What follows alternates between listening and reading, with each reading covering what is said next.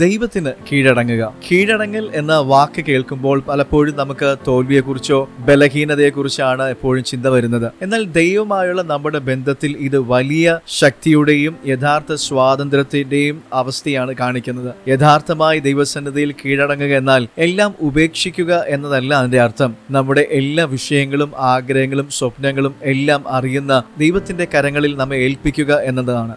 എല്ലാം നമ്മൾ തന്നെ നിയന്ത്രിക്കണമെന്ന് പഠിപ്പിക്കുന്ന ഈ ലോകത്തിന്റെ സിസ്റ്റത്തിൽ നിന്ന് നാം നോക്കുമ്പോൾ ദൈവത്തിന് കീഴടങ്ങുന്നത് വിചിത്രമായി നമുക്ക് തോന്നാം.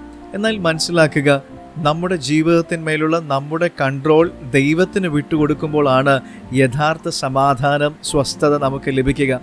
സ്വന്തം അറിവുകൾ, കഴിവുകൾ മാത്രം വെച്ച് നമ്മുടെ ജീവിതം മുൻപോട്ട് കൊണ്ടുപോകാൻ ശ്രമിക്കുമ്പോൾ പലപ്പോഴും നമുക്ക് നിരാശയും സങ്കടവും ഉണ്ടാകും.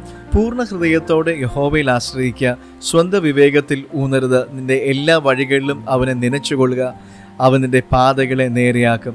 സദൃശ്യവാക്യങ്ങൾ 3-ാം അധ്യായം 5-6 വാക്യങ്ങൾ.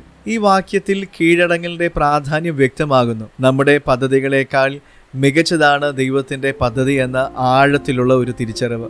കീഴടങ്ങുമ്പോൾ നമ്മുടെ ജീവിതത്തിൽ ദൈവം ഇടപെടാൻ നാം വാതിൽ തുറന്നു കൊടുക്കുകയാണ്.